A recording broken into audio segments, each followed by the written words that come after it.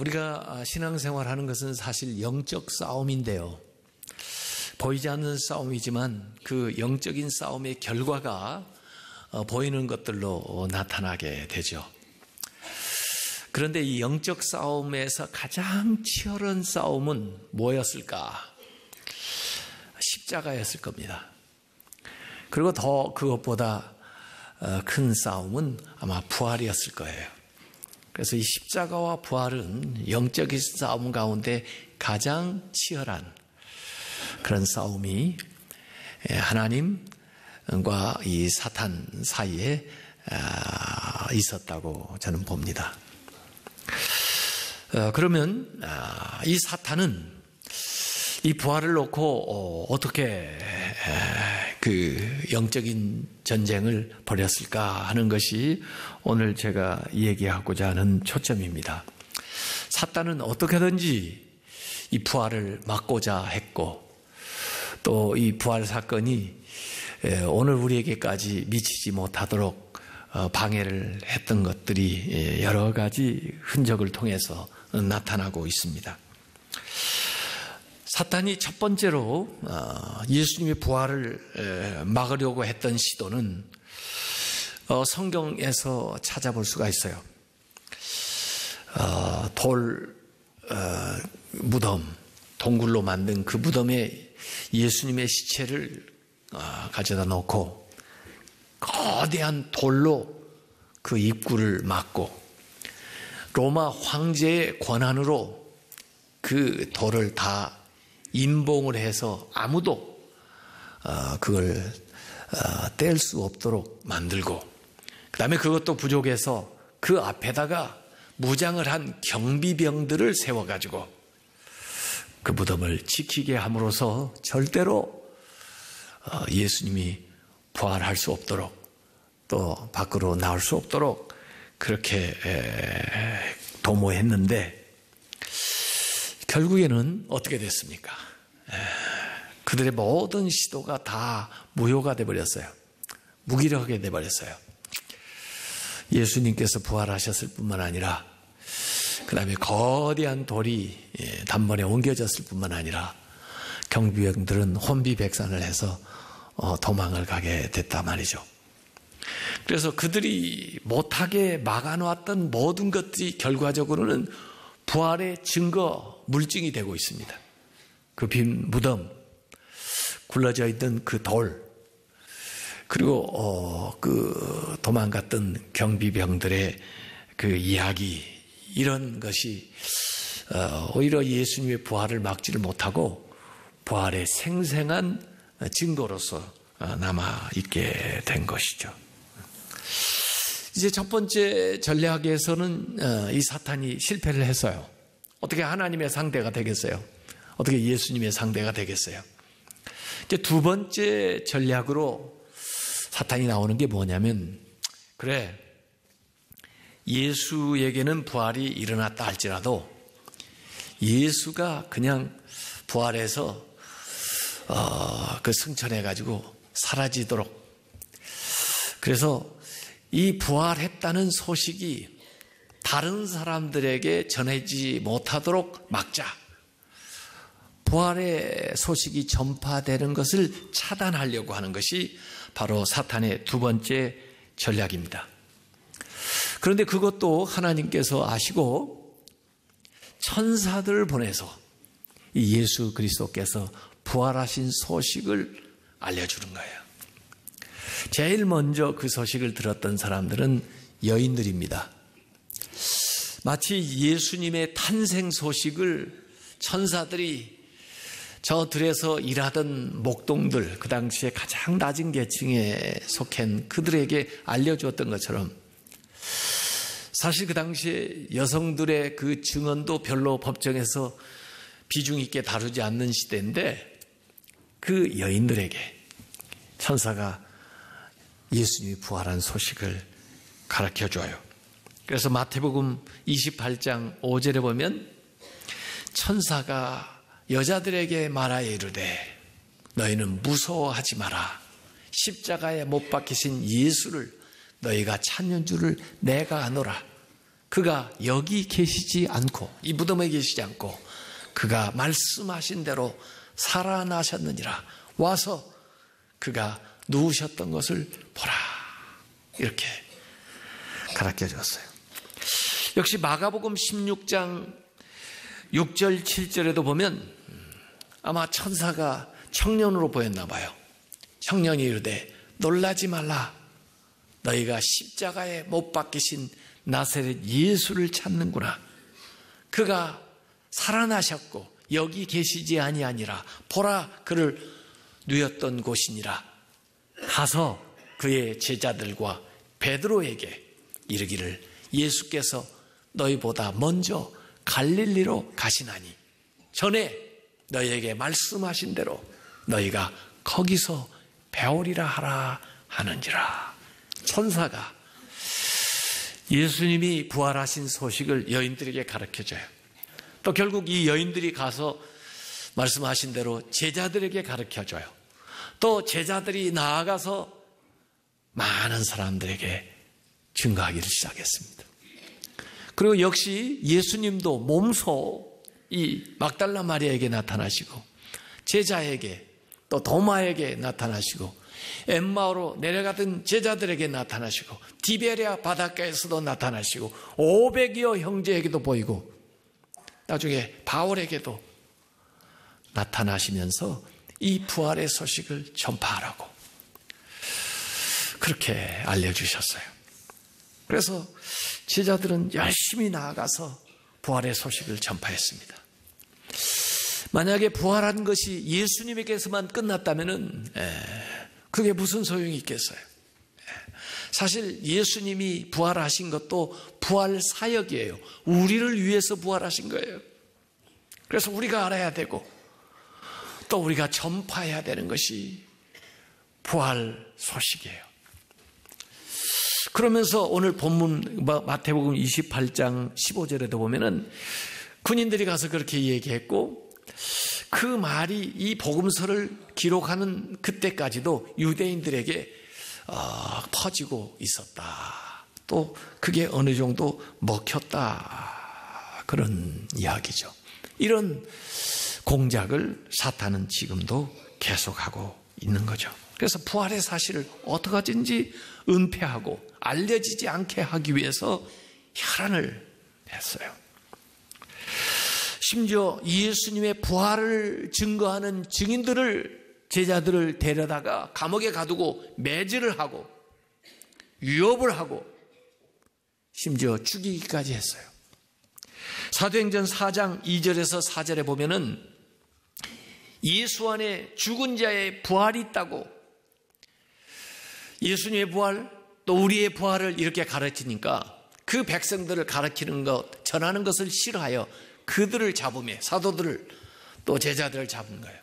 날이 이미 저물었으므로 이튿날까지 가두었다. 그러나 그 말씀을 들은 사람 중에 믿는 자가 많으니 남자의 수가 약 5천이나 되었더라 그랬습니다. 막을수록 더 번져나가는 거예요. 사실 베드로도 이래서 체포해 놓았지만은 그래도 복음이 계속 증거되는 것들이 성경에 나와 있습니다. 그래서 500, 5천, 만 이런 식으로 계속 번져나가요. 더구나 이 부활을 목격했던 사람들은 아무리 매질을 당해도 분명한 부활을 보았기 때문에 내가 말하지 않을 수 없다 해서 심지어 예수님의 제자들이 요한을 빼고는 다 순교를 당할 때까지 이 부활의 복음을 전파하게 되었던 거예요. 그래서 이 부활의 소식은 어느 한 지역에서 비밀리 일어난 사건이 아니라 모두가 알 수 있도록 공개적으로 선포돼야 되고 알려야 되는 소식이 된 겁니다. 부활의 소식을 처음 전해준 천사의 역할이 없었다면, 여인들의 목격담이 없었다면, 제자들이 그걸 그냥 혼자만 보고 침묵하고 있었다면 성도들이 우리가 어떻게 부활의 주님을 알게 되었을 것 같아요.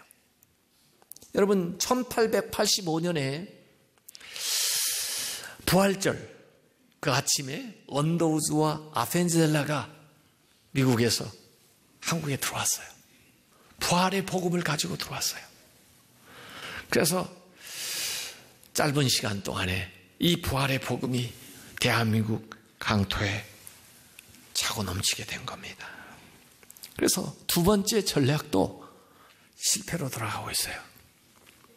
물론 몇몇 사람들에게는 아직도 믿기지 않게 그렇게 사탄의 전략이 통하고 있지만 말이에요. 사탄은 세 번째, 자, 예수 부활이 일어났고 그걸 전하는 사람들은 저렇게 확신이 차서 얘기하고 목숨 걸고 전하니 어떡하나. 듣는 사람들이 믿지 못하러 가자. 그래서 듣는 사람들에게 야, 세상에 그런 일이 있어. 그런 거 봤어? 그거 절대로 불가능해. 그래가지고 가진 여러 가지 이론을 다 갖다 붙이면서 어떻게든지 믿지 못하도록 사람들을 방해하는 것이 사탄이 지금까지도 펼치고 있는 전략입니다. 사실 부활을 처음 목격했던 사람들도 처음에는 의심했어요. 처음에는 두려워했어요. 처음에는 의아해하면서 그럴 리가 없다는 반응들을 처음에 보였어요. 예수님을 그렇게 따르던 여인들도 그랬고요. 예수님의 제자들도 그랬어요. 왜냐하면 부활을 전혀 예상하지 못했기 때문에, 부활을 기대하지 못했기 때문에. 여인들도 새벽같이 시체를 보는 것이 그들의 주 목적이지 예수님이 부활하리라는 것은 꿈에도 생각지 못하고 갔던 거죠. 그래서 사탄은 지금도 많은 사람들에게 그 믿지 못하는 것을 이용해가지고 여러 가지 설을 퍼뜨리면서 못 믿게 만듭니다. 그 가운데 하나가 무덤 오인설이라는 게 있어요.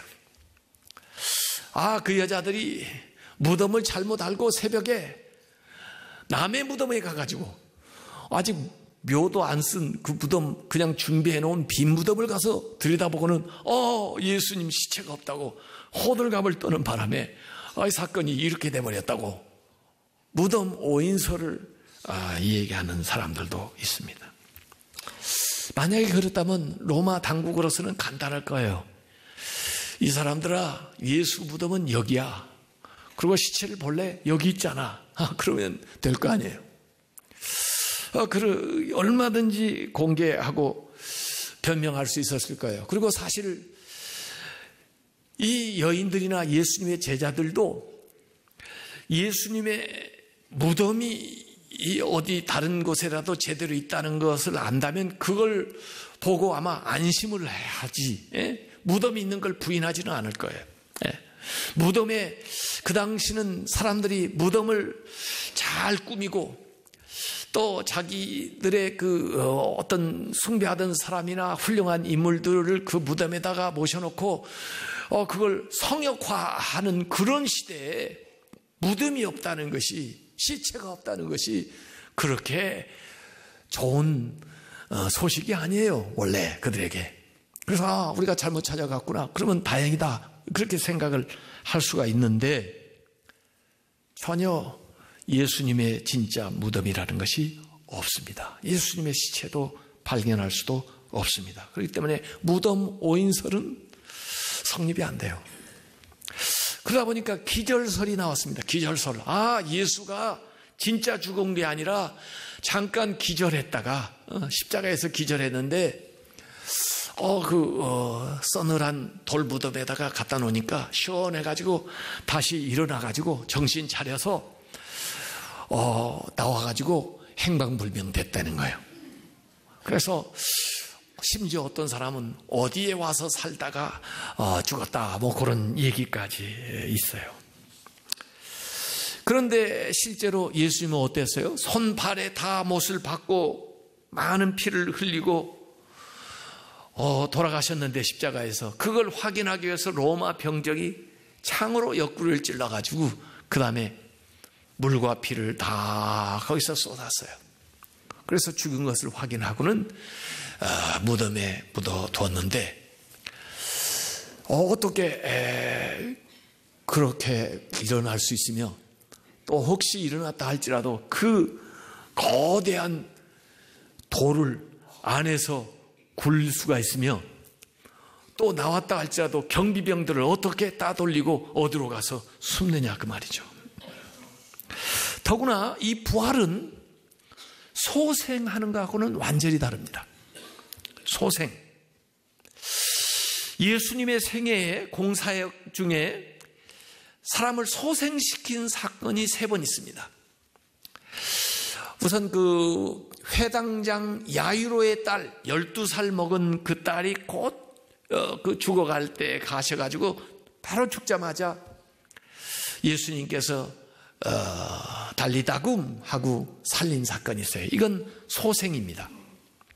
그것보다 조금 더 어렵고 좀 나이가 더 든 청년을 살린 사건이 있는데 나인성 과부의 아들 죽어가지고 장례 지내는 그 길 행렬 가운데 예수님이 가셔서 그를 일으킨 사건이 있어요.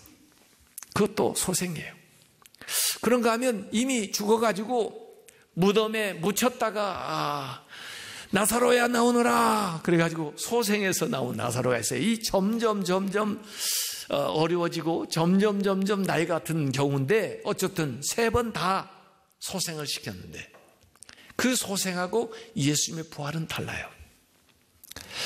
예수님은 다시 사셨을 뿐만 아니라 변화되셨어요. 변화. 저 소생인 경우에는 다시 살아났지만은 아마 그 나이, 그 모습으로 살아났을 거고 다시 죽었어요. 그러나 예수님은 신령한 몸을 입고 변화되셨어요. 네. 그래서 예수님이 활동하신 모습을 보면은 부활하신 다음에 영만 있는 것도 아니고 또 이 육체만 거하는 것도 아니고 신령한 몸으로 변화된 그 모습으로 예수님께서 나타나시고 그 다음에 승천하셨거든요. 그래서 부활은 소생과 달라요. 이 뿔두만 같은 그 신학자, 그 사람은 그 성경에 너무 신화가 많이 나와서 신화를 제거해야 된다. 그 중에 이제 부활도 얘기해요. 부활도 실제 일어난 사건이 아니고 그냥 예수님의 제자들이 예수님을 계속 생각하다 보니까 그냥 신앙적으로 체험을 한 거라 이게요. 환상적으로 이렇게 체험을 한 거다 이렇게. 그래서 이 환상설이 있어요. 환상설. 예수님의 제자들이나 여인들이 예수님을 사모하고 기다리고 생각하다 보니까 환상 속에서 예수님을 보았다는 거예요. 그건 실제 예수님이 부활한 게 아니다. 이렇게 버티는 경우가 있어요. 환상을 꿈 같은 것을 동시에 여러 사람이 한꺼번에 봅니까? 예. 그리고 그걸 봤다고 해서 거기에 대해서 목숨을 겁니까? 예. 그걸 버티래요.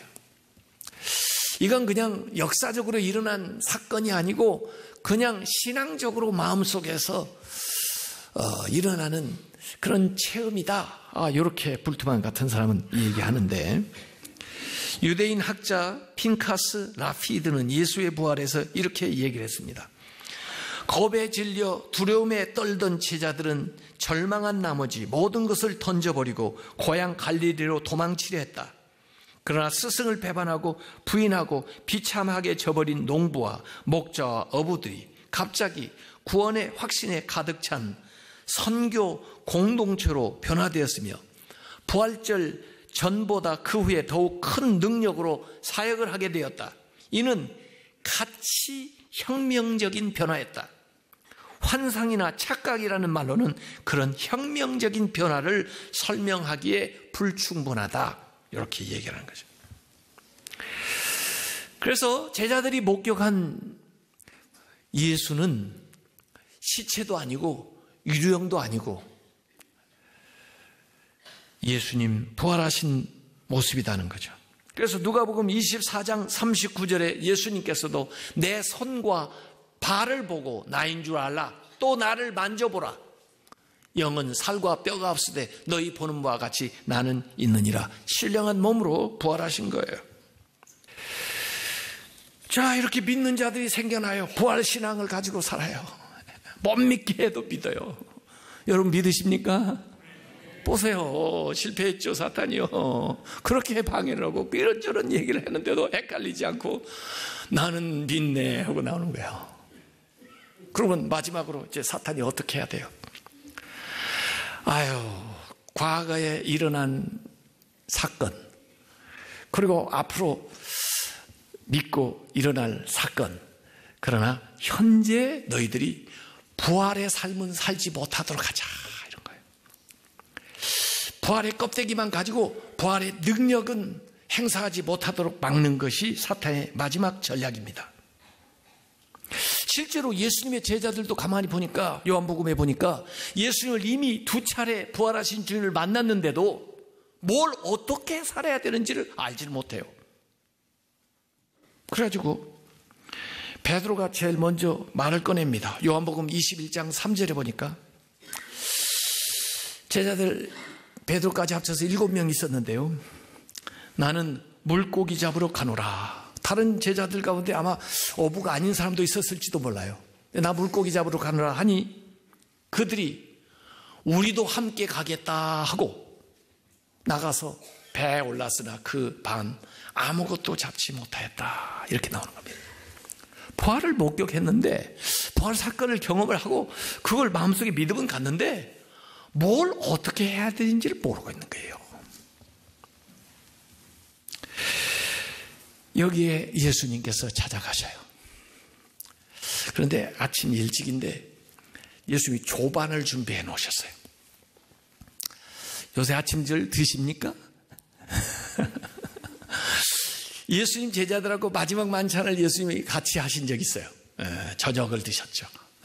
근데 이번에는 아침을 예수님이 준비하셨는데 특별히 생선구이를 하셨어요. 아침에 생선구이까지 드실 분 계세요? 요새는 저녁보다 아침을 다 잘 챙겨 먹어야 된다고 그래요. 저녁은요 먹고 그냥 자니까 그 저녁 잘 먹으면 다 살로 갑니다. 근데 아침은요 잘 먹고 시작을 해야 하루 활동이 좋은 거예요. 예수님이 새로운 시작을 그렇게 가르쳐 주는 거예요. 새로운 시작이 그들이 힘을 내서 살아가야 될 이유를 이 아침에 가르쳐 주시는데, 제자에게 내 양을 치라, 내 양을 먹이라고 가르쳐 주시는 거예요. 근데 그것도 주님을 사랑하는 마음으로, 너 나를 사랑해? 너 나를 사랑해? 정말 나를 사랑한다면 내 양을 쳐야 돼. 내 양을 돌보는 삶을 살아야 돼. 그걸 이 아침에 가르쳐 주는 겁니다. 제가 그 로버트 브라우닝의 그 피파의 노래라는 시에 보니까 이런 시가 있어요. 한 해는 봄으로 시작한다. 하루는 아침으로부터, 아침은 7시로부터. 언덕의 이슬은 진주처럼 빛나고 주님은 살아계시니 오늘도 모든 일은 잘 되리라. 이런 거죠. 제가 지난주에 준비했는데 시간이 없어서 못했던 그 예화 하나 말씀하고 마치는데, 톨스토이의 부활이라는 책이에요. 그래서 야, 이게 무슨 종교적인 책이겠다 하고 쫙 읽어보는데 별로 그 말이 안 나와요. 그 이야기는, 그 스토리는 네힐루도프 공작이 배심원으로 참석한 재판에서 살인 혐의를 받고 있는, 오래전 젊었을 때 알고 있었던 그 카츄샤라고 하는 여인을 만나게 되는 거예요. 젊은 시절에 그 네힐루도프가 고모 집에 잠깐 휴가를 지내기 위해서 방문했을 때 보니까 그 카츄샤가 그 고모의 양녀로, 양녀라기보다는 하녀처럼 그 집에서 일하고 있었는데, 자기가 그곳을 떠나기 전날 밤에 그 여인을 겁탈을 했어요. 그리고는 자기는 잊어버리고 살고 있었는데 그 여인은 아이를 갖게 됐죠. 그것 때문에 고모한테 미움받고 구박받고 결국 쫓겨났죠. 살기 위해서 살다 보니까 이래저런 일에 연루되고 또 좋지 못한 일에도 관여되고, 그렇게 인생을 살다가 결국 살인 협의까지 받고, 한 사람은 공작으로, 한 사람은 이런 살인 혐의자로 만나게 된 거예요. 네블루돌프가 이 카츄샤의 타락에는 자신의 비열한 행동 때문이었다는 것을 깨닫게 되는 거예요. 그래서 어떻게든지 이 여인을 석방시키기 위해서 탄원을 하고 노력을 하는데 거기에 드나들면서 보니까요, 세상의 비리, 세상의 부정적인 것, 세상의 불쌍한 사람들의 현실을 많이 보게 된 거예요. 자기가 경험하지 못한, 자기가 알지 못했던 것들, 안타까운 걸 많이 보게 된 거예요. 그래서 결국 자기의 모든 것을 내려놓고 그 카츄샤가 유배되어 가는 시베리아에 따라가는 그런 얘기예요. 시베리아 어느 벽지 여관방에서 그가 신약 성경을 읽다가 새로운 깨달음, 자기의 영혼이 변화되는 그런 경험을 하는 거예요. 그게 사실은 부활이에요. 변화거든요, 변화. 부활 사건이 과거지사로 끝나지 않고 앞으로 있을 약속으로 끝나지 않고 오늘 우리의 삶에서 변화된 모습으로 나타나야 된다는 거예요. 내 말의 변화, 내 생각의 변화, 내 삶의 변화, 내 인생의 목적의 변화로 나타나야 우리가 부활의 능력을 오늘 누리는 것인데, 사탄은 그 능력을 행사하지 못하게 그 감사와 그 기쁨과 그 감격을, 그 감동을 우리한테 빼앗아가는 것이 전략이란 말입니다. 이 사탄의 부활 방해 공작에 말려들지 마시고 믿음으로 이 부활의 소식을 담대하게 증거하시고 부활의 삶을 오늘 일상으로부터 살아가는 성도들 다 되시길 주님의 이름으로 축원합니다.